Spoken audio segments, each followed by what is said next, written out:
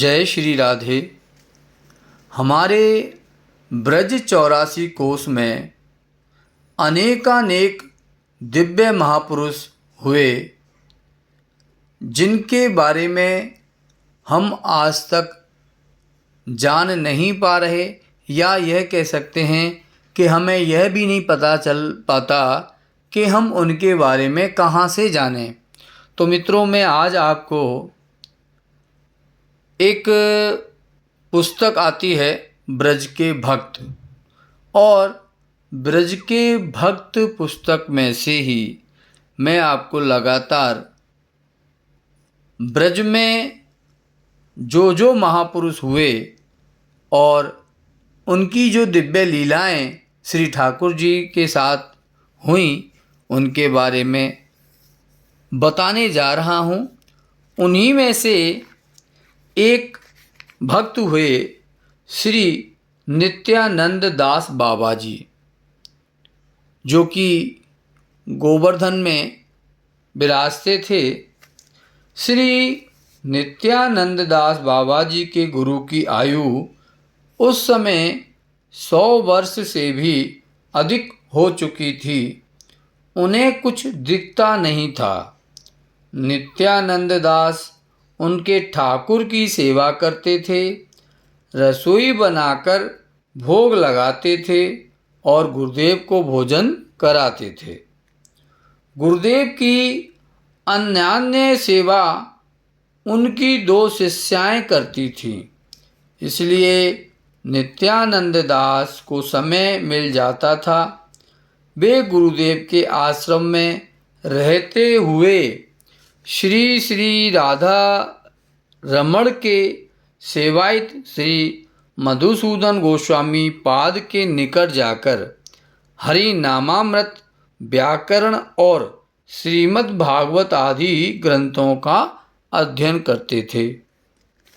नित्यानंद दास की दोनों गुरु भगनियाँ युवती थी। वे भी युवक थे। आश्रम में और कोई रहता ना था। गुरुदेव रहते हुए भी ना रहने के सदृश थे। ऐसी स्थिति में नित्यानंद दास अपने वैराग्य की रक्षा कैसे करें, यह उनके लिए एक समस्या बनती जा रही थी। उन्होंने कई महत् पुरुषों से परामर्श किया। उन्होंने कहा, तुम्हारे गुरुदेव महापुरुष हैं। वे स्त्रियों के हाथ का जल भी ग्रहण नहीं करते। यदि तुम चले गए तो उन्हें बहुत कष्ट होगा। तुम चिंता ना करो, गुरु सेवा ही तुम्हें बल प्रदान कर तुम्हारे वैराग्य की रक्षा करेगी। नित्यानंद दास की उम्र उस समय 25 वर्ष की थी। कुछ समय उन युवतियों के साथ रहते रहते उनका चित्त विकारग्रस्त होने लगा। एक दिन विकारग्रस्त होने पर वे एक युवती की कुटी की ओर जाने लगे। जाते जाते एकदम लौट पड़े। द्रुत गति से जाकर गोवर्धन में पूंछरी के निकट वन में बिना अन्न जल के प्राण त्याग करने के संकल्प से एक गड्ढे में छुप गए। 3 दिन तक उसमें निराहार निर्जल पड़े पड़े बहुत क्लांत और दुर्बल हो गए। तीसरे दिन अर्धरात्रि में कोई उन्हें खींचकर बाहर निकाल लाया। बाहर लाकर कहा, मरता क्यों है, जा नाम संकीर्तन कर जाकर, और अंतर्हित हो गया। यह कौन था जो मुझे बरबस खींचकर बाहर ले आया। मेरे तन और मन में नए प्राण फूंककर अंतर्ध्यान हो गया। नित्यानंद दास बाबा की कुछ भी समझ में नहीं आया। उन्होंने अनुमान किया कि यह कोई देवी शक्ति ही रही होगी, जो आई और मार्ग प्रदर्शन कर चली गई। अब उनका अंतर एक नए बल नई स्फूर्ति और नए उत्साह से परिपूर्ण था। उन्हें एक नई दिशा में जाने को प्रेरित कर रहा था। उससे प्रेरित हो वे उच्च स्वर से नाम कीर्तन करते हुए मानस गंगा की ओर चल दिए। मानस गंगा के तट पर एक जीर्ण कुटी थी। उसमें रहकर नाम कीर्तन का निश्चय किया, पर वे एक धर्म संकट में पड़ गए। सोचने लगे, गुरुदेव मेरे बारे में क्या सोचते होंगे? उनके ठाकुर की सेवा कौन करता होगा? कौन उन्हें भोजन बनाकर खिलाता होगा? क्या मैं गुरुदेव के पास लौट जाऊं? उनके चरणों में क्षमा प्रार्थना कर पूर्ववत उनकी सेवा करूंगा, या देवी आदेश का पालन करते हुए इस कुटी में रहकर नाम कीर्तन करूं। इस उधेड़बुन में 2 दिन बीत गए। तीसरे दिन एक वैष्णव आकर उनसे बोले, तुम्हारे गुरुदेव ने मुझे भेजा है। तुम जिस दिन आश्रम से चले आए उसके दूसरे दिन प्रातः बंग देश से 2 ब्राह्मणों ने आकर उनमें वेश ग्रहण किया और आश्रम में रहकर उनकी सेवा करने लगे। इसलिए उनकी सेवा तो भली प्रकार चल रही है, फिर भी तुम्हें बुलाया है, अभी साथ ही ले आने को कहा है।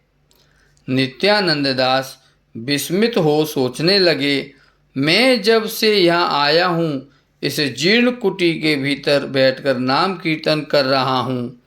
किसी परिचित व्यक्ति के मुझे देख लेने की कोई संभावना नहीं जान पड़ती। निश्चय ही गुरु ने अपनी दिव्य दृष्टि से मेरे विषय में सब कुछ जान लिया है। उनके लिए यह कोई आश्चर्य की बात नहीं।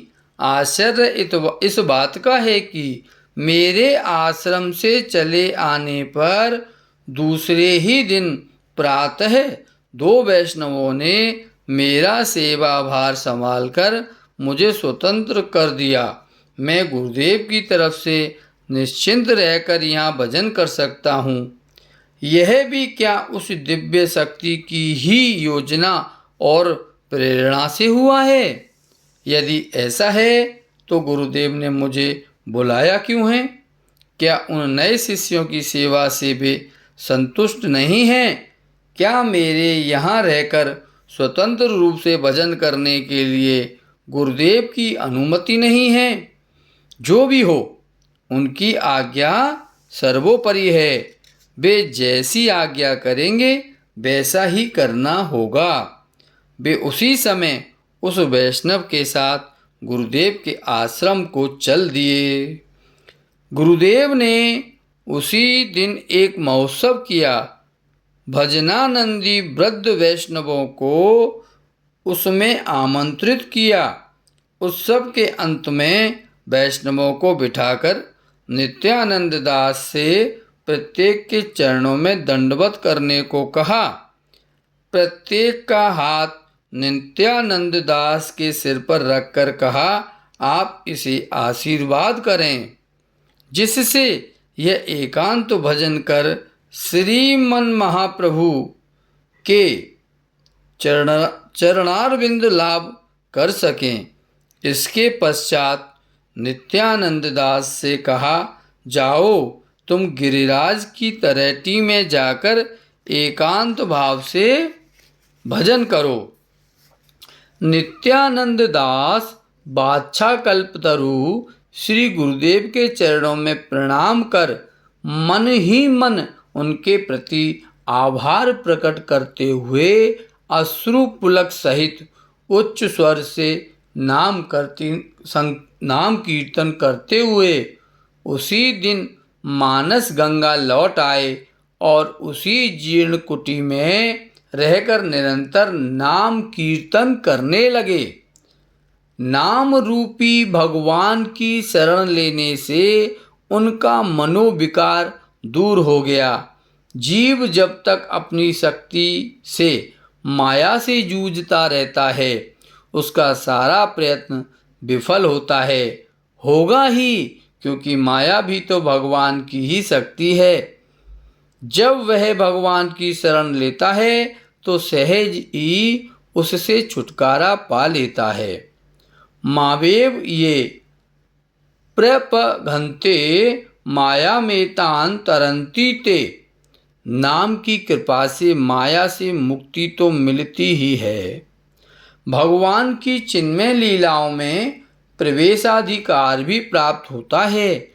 नाम कीर्तन करते करते नित्यानंद दास को लीला स्फूर्ति होने लगी। श्री कृष्ण लीला रस समुद्र में वे स्वच्छंद तैरने लगे।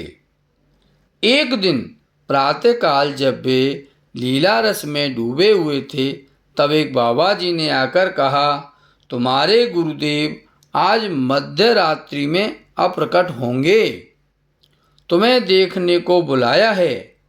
नित्यानंद दास ने सोचा, यह सब माया का खेल है। मेरे लीला रस आनंद को भंग करने के लिए माया ने उपाय किया है।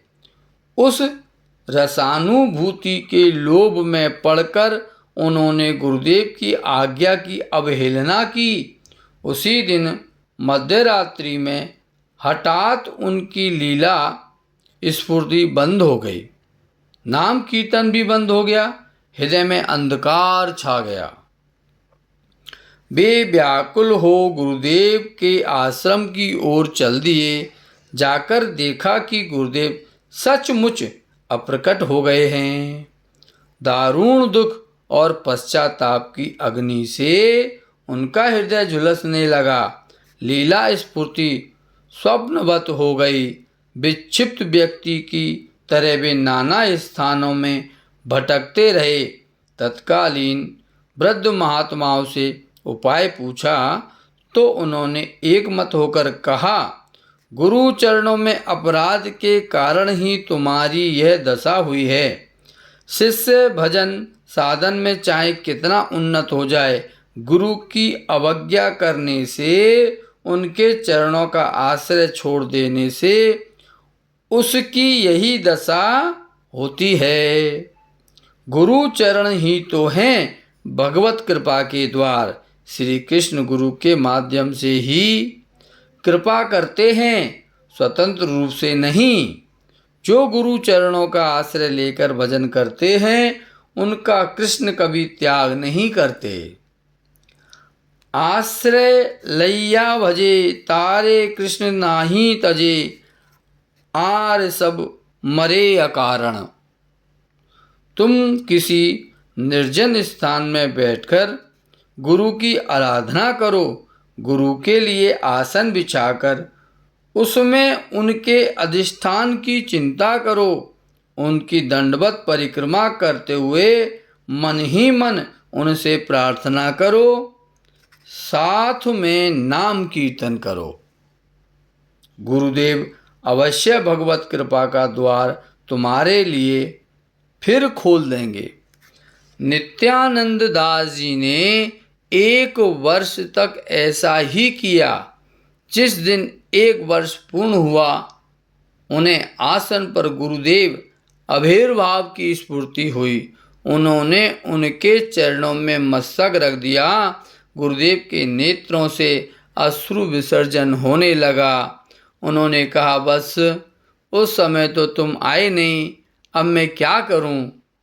इतना के वह अंतर्ध्यान हो गए। नित्यानंद दास मर्माहत हो भूमि पर गिर पड़े। आशा की एक किरण जिसने उनके हृदय आकाश को कुछ कुछ आलोकित कर रखा था, वह भी धुंधली पड़ गई। पर उन्होंने इस धुंधली किरण को जीवित रखा। गुरुदेव का ध्यान और नाम कीर्तन वे पहले की भांति करते ही नहीं रहे और ज़्यादा तीव्र कर दिया। पूज्यपाद श्री अद्वैत दास बाबा जी महाराज एक दिन गिरिराज परिक्रमा कर रहे थे। कान में कीर्तन की ध्वनि आई। वे सखी थरानला के पुल पर बैठकर उसे सुनने लगे। कुछ देर बाद उस मधुर ध्वनि का अनुसरण करते हुए वे 500-600 हाथ आगे आए। देखा कि एक बाबा जी एक अति जीर्ण कुटी में बैठे प्रेमावेश में नाम कीर्तन कर रहे हैं। वे उस ध्वनि से इतना मुग्ध हुए कि 5-7 दिन के लिए वहीं एक पास की कोठरी में ठहर गए। उन्हें यह देखकर आश्चर्य हुआ कि नित्यानंद दास जी सब समय कीर्तन करते रहते हैं, कब स्नान शौच आदि करते हैं यह वे कुछ भी न जान सके। नित्यानंद दास बाबा उच्च स्वर से स्पष्ट अक्षरों में 1,00,000 नाम नित्य करते, रात्रि में केवल 2 घंटे सोते। अपने अप्राकट्य के 1 वर्ष पूर्व उन्होंने श्री अद्वैत दास बाबा जी महाराज से कहा था, मुझे स्फूर्ति में गुरुदेव के फिर दर्शन हुए हैं। उन्होंने कहा है, तेरे दुख के दिन अब अधिक नहीं रह गए हैं, 1 वर्ष में पूरे हो जाएंगे।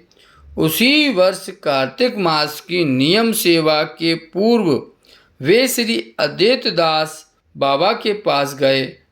उनसे विदा मांगकर मानस गंगा तट पर आए और रास पूर्णिमा के दिन रास बिहारी की रास लीला में प्रवेश कर गए। जय जय श्री राधे श्याम।